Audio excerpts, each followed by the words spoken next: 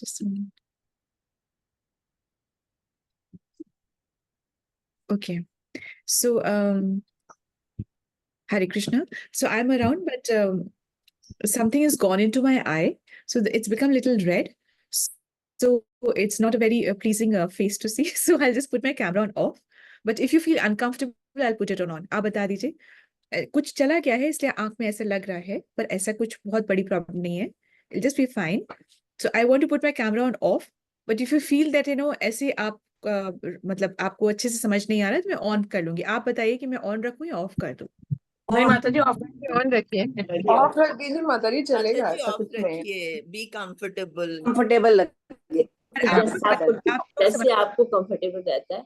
In fact मेरी आंखों में बहुत एलर्जी हो गई है, मेरी आंखें बहुत स्वेल हो रही हैं, पर जैसे आपको ठीक लगे। also Mati ji, you were also disturbed with your eyes. मेरा तो कुछ चला गया है. I think I'll be fine in a while, but just I don't want to have such an unpleasant face. That's why I'm putting it on off. ठीक है, thank you Mati ji. So, oh my God. So I'll just put my spotlight also off. I don't want to remove. Okay, Hare Krishna. So 15.09 भी करेंगे और 15.10 भी करेंगे. 10 भी, 9 और 10 दोनों करेंगे. तो let's start.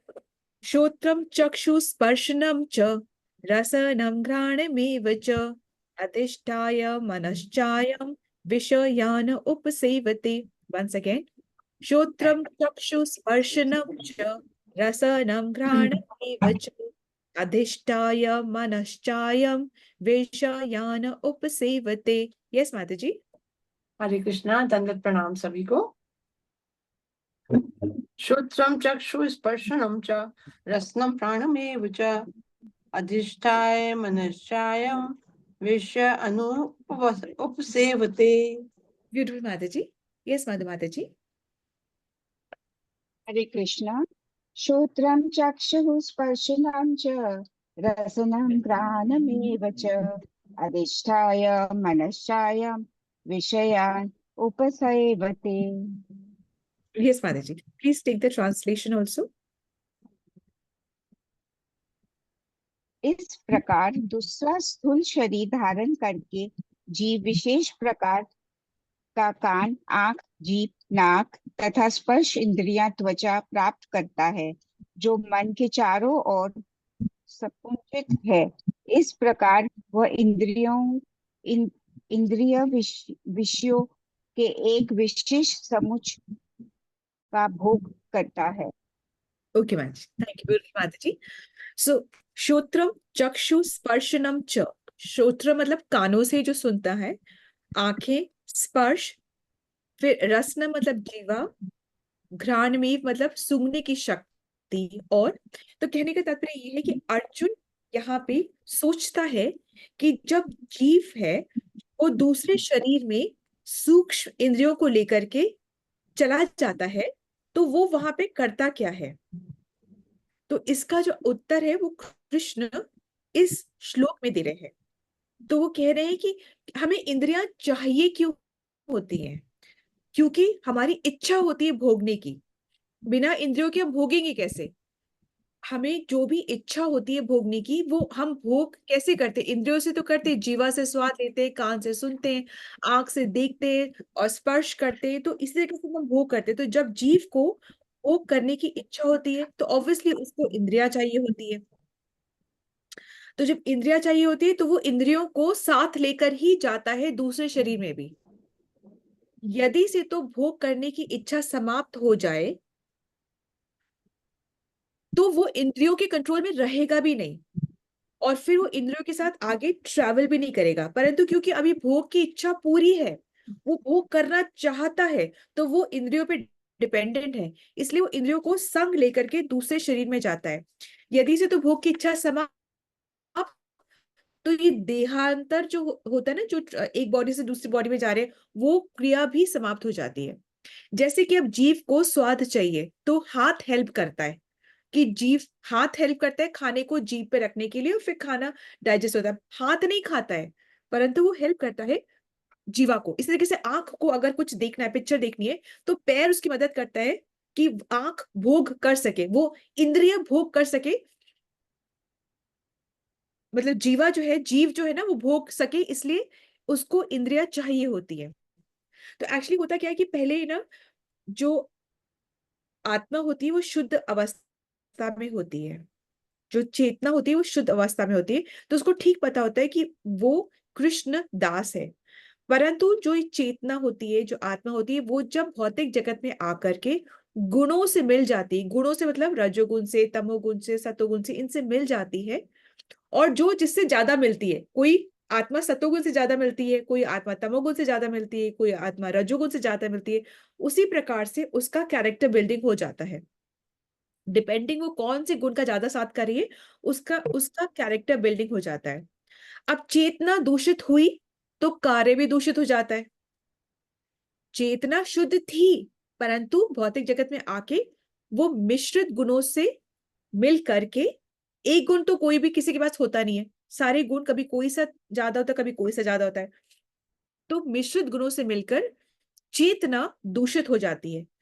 अब दूषित चेतना जो होती है तो कार्य भी दूषित होता है। इसीलिए कहते हैं ना, इसीलिए तो कह रहे हैं कि बहुत सतर्क होना चाहिए इंद्रियों के साथ में, इंद्रियों को रेगुलेट कंट्रोल करके रखना चाहिए। जो चाहे वो देखना, जो चाहे जो सुनना, इससे क्या होता है, क्या प्रॉब्लम क्या है? हम सोचे कि क्या हुआ अगर एक बार हमने कोई भी गंदी पिक्चर देख ली तो, या हमने कोई भी एक बार गंदा चित्र देख लिया तो, या एक बार कोई भी गंदी मैगजीन देख ली तो क्या फर्क पड़ता है? फर्क पड़ता है। इतना तप करने के बाद भी एक था जिसने कि जंगल में वैश्य को, प्रोस्टिट्यूट को देख लिया था और उसकी मति भ्रष्ट हो गई थी। वो कौन था? वो याद है क्या? अजामिल। Absolutely correct. तो अजामिल की मति भ्रष्ट हो गई थी, और वो ऐसा नहीं था कि वो मटेरियल वर्ल्ड में ही रहता था, बिजनेसमैन थे, तो उसको तो सबसे मिलना पड़ता ही है, सब कांटेक्ट रखना पड़ता ही है। कुछ नहीं ऐसा था, वो तपस्या करके लौट रहे थे और उसी में उसकी एक दृश्य देख के उसकी मति भ्रष्ट हो गई। तो इसलिए कहते हैं कि अपनी इंद्रियों को रेगुलेट करके रखना चाहिए, क्योंकि उससे होता क्या है, उससे चेतना दूषित होती है। जब चेतना दूषित होती है तो कर्म दूषित होते हैं, कार्य दूषित होते हैं, और कार्य दूषित होते हैं तो फिर क्या होता है, फिर हमारी बॉडी भी नेक्स्ट वैसे ही लेवल की बनती है। ठीक है। तो अब ये है कि ना, भोग ना, हम जब भोगते हैं तो सुख मिलता है। जैसे जो भी इंद्रियों से भोग कर रहे हैं, अच्छा खा रहे हैं, अच्छा देख रहे हैं, तो सुख मिलता है। अब ये बात नहीं है कि ये सुख जो है सिर्फ मानव जीवन में मिलता है, नहीं, ये सुख हर योनि में सुख है। गाय जो भी वो फॉडर खा रही है ना, उसको उसी में सुख है। जो चारा खा रही है, जो फॉडर खा रही है, उसी में सुख है, उसको उसी में सुख है। हमें वो खिलाया जाएगा तो हम नहीं खा पाएंगे। अलग अलग योनि का अलग अलग तरीके से इंद्रिय भोग करने में सुख है। गाय का वो फॉडर खाकर ही सुख है, हमें खिलाया जाएगा हम नहीं खा पाएंगे, हमें उसमें सुख नहीं है। इसी प्रकार से जो शुकर है, मतलब जो सुअर है, पिग है, उसको वो मल खाकर ही सुख है।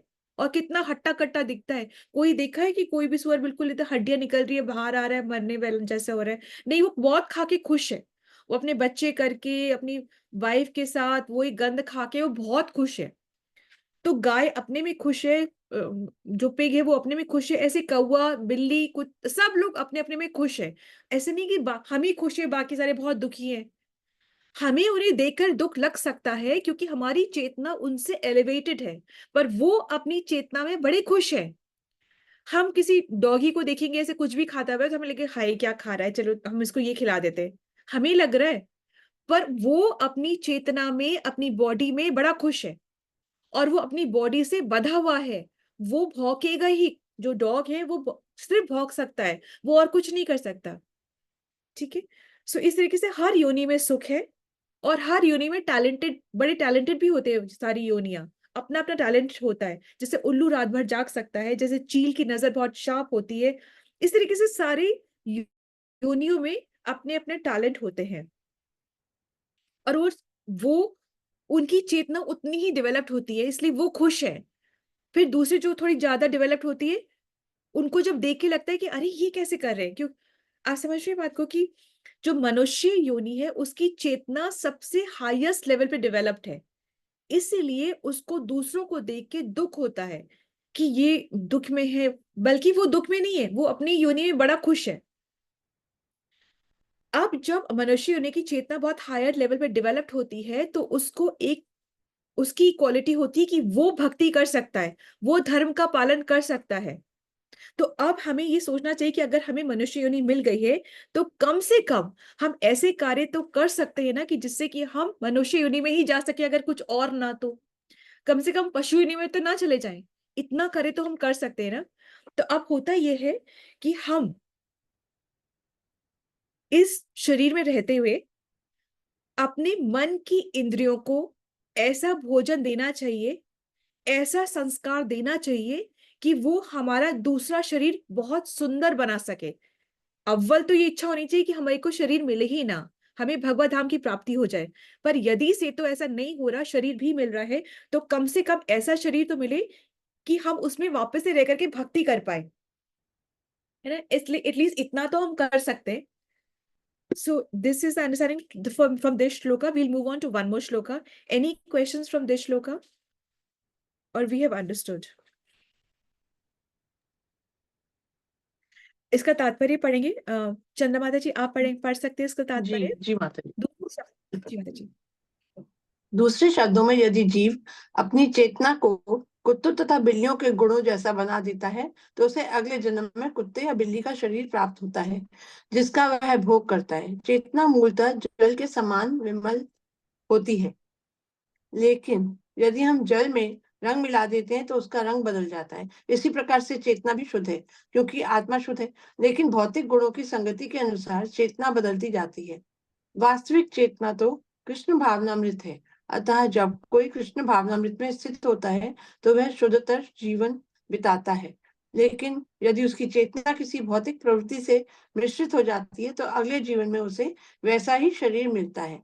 यह आवश्यक नहीं है कि उसे पुनः मनुष्य शरीर प्राप्त हो। वह कुत्ता, बिल्ली, सूकर, देवता या 84 लाख योनियों में से कोई भी रूप प्राप्त कर सकता है। ठीक है, तो कोई भी रूप प्राप्त कर सकता है, ये बहुत इंपॉर्टेंट है समझने के लिए। और जैसे पानी में, अगर पानी वैसे कोई कलर नहीं है, पर पानी में अगर लाल रंग डाल दिया जाए तो फिर वो लाल बन जाता है। अब उसको वापस सफेद करना आसान है कि बहुत मुश्किल है? बहुत मुश्किल है। लाल पानी को वापस करना बड़ा मुश्किल है, बड़ा मुश्किल है। इसी तरीके से हमारी चेतना जब अशुद्ध हो जाती है तो उसको शुद्ध करना बड़ा मुश्किल है।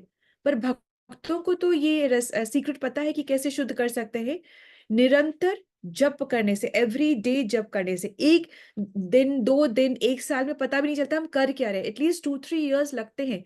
क्यों लगते हैं? क्योंकि हमारे मैल इतना भरा हुआ है कि बहुत टाइम लगता है चीजों को समझने की राह पर चलने के लिए भी बहुत टाइम लगता है। परंतु जब हम चलते जाएंगे तो ऑब्वियसली हम डेस्टिनेशन पे पहुंच भी जाएंगे।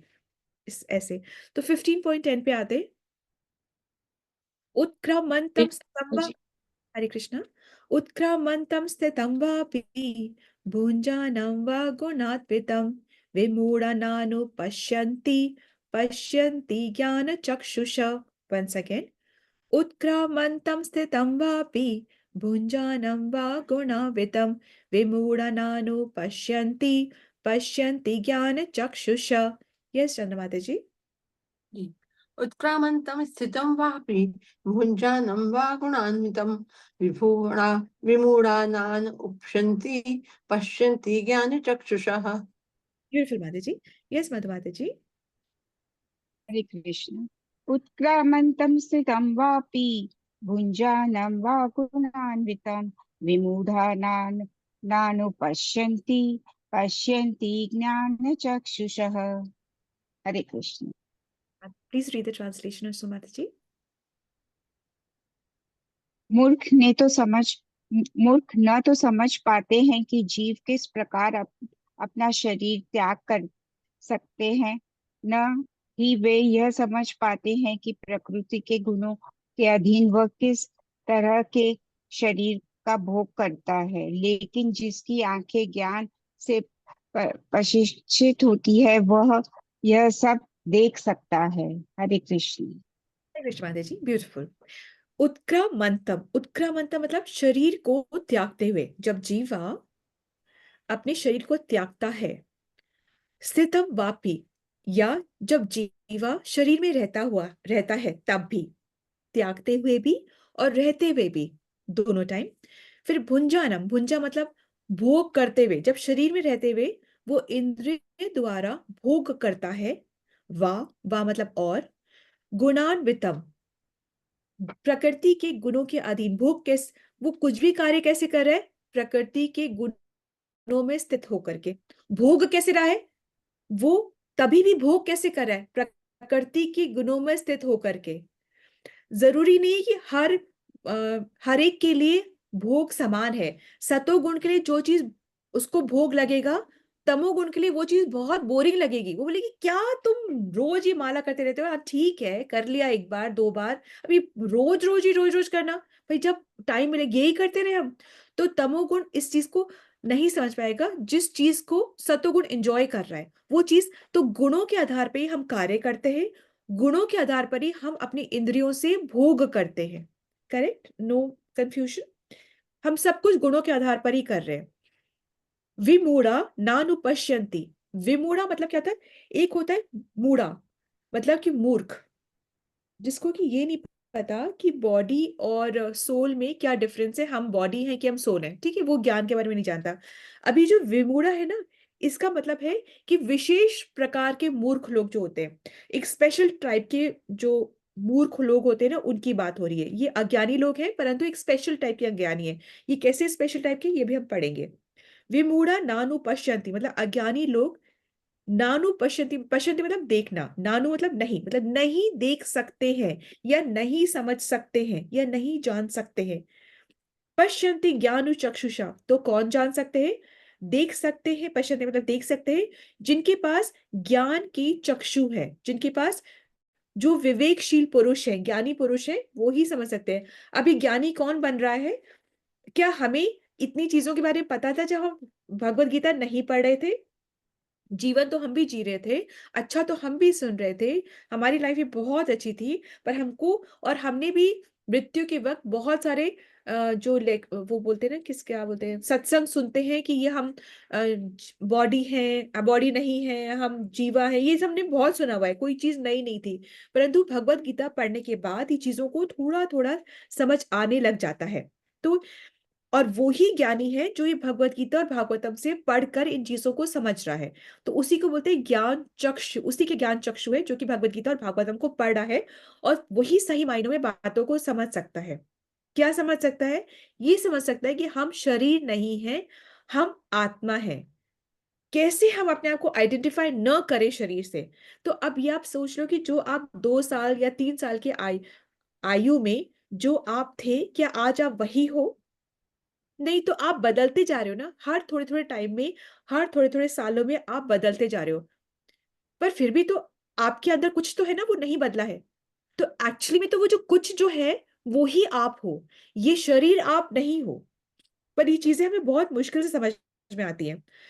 ऐसे ही जिस तरीके से 2 साल में जो था वो 20 साल में नहीं है, जो 20 साल में है वो 40 में नहीं है, जो 40 में है वो 60 में नहीं है, जो 60 में है वो 80 में नहीं है। ये शरीर है जो कि बदलता जा रहा है, और जब शरीर डिसफंक्शनल हो जाता है तो उसको मृत्यु बोलते हैं। तो ठीक है, मृत्यु के वक्त भी क्या है, शरीर तो है ही सामने, पर फिर भी हम रोते हैं कि वो चला गया। तो शरीर तो है, तो फिर कौन चला गया? तो एक्चुअली में तो कोई एक्चुअल चीज क्या है जो चली गई, वो आत्मा है जो चली गई, इसके लिए हम रोते हैं। तो आत्मा जो है ना वही हम है, शरीर हम नहीं है। पर ये चीज का रियलाइजेशन बड़ा मुश्किल से होता है। तो अब कोई ये सोच सकता है कि जो चीज दिखती ही नहीं उसके लिए कार्य क्या करना, जो चीज दिखती ही नहीं उसके लिए कार्य क्या करना। भाई शरीर दिखता है ना, शरीर को संभाल के रखो। जो चीज नहीं दिख रही उसके लिए क्या कार्य करना। जीवन तो एक ही बार मिलता है, अभी खाओ पियो जियो मौज करो, कल किसने देखा है। तो वो ये जो मूर्ख लोग होते हैं ना वो ऐसी बातें करते हैं। जो ज्ञानी लोग होते हैं वो कैसी बातें करते हैं, उन्होंने भगवत गीता और श्रीमद् भागवतम को पढ़कर या परंपरा से ज्ञान लेकर ये समझ गया है वो कि ये शरीर बदला है, हमारी जर्नी अभी स्टॉप नहीं हुई है। शरीर बदला है तो हमारी जर्नी अभी स्टॉप नहीं हुई है।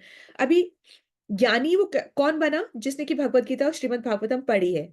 और धीर व्यक्ति से क्या मतलब है, धीर व्यक्ति वो होता है जिसने अपने इमोशंस को, अपने अनर्थों को, अनर्थ क्या हुए, ये लोभ मोह मद मत्सर्य, ये सब अनर्थ है, उनको वो सहन करना सीख गया है। ऐसा नहीं कि उसके पास नहीं है उसके पास, उसे भी ईर्ष्या होती होगी, उसे भी गुस्सा आता होगा, उसे भी जेलसी होती होगी, उसे भी द्वेष होता होगा, सब कुछ होता होगा, परंतु वो उसको सहन करना सीख गया है। जो धीर व्यक्ति है, जो ज्ञानी व्यक्ति है, वो बातों को डिफरेंट लेवल से, डिफरेंट पर्सपेक्टिव से देखता है।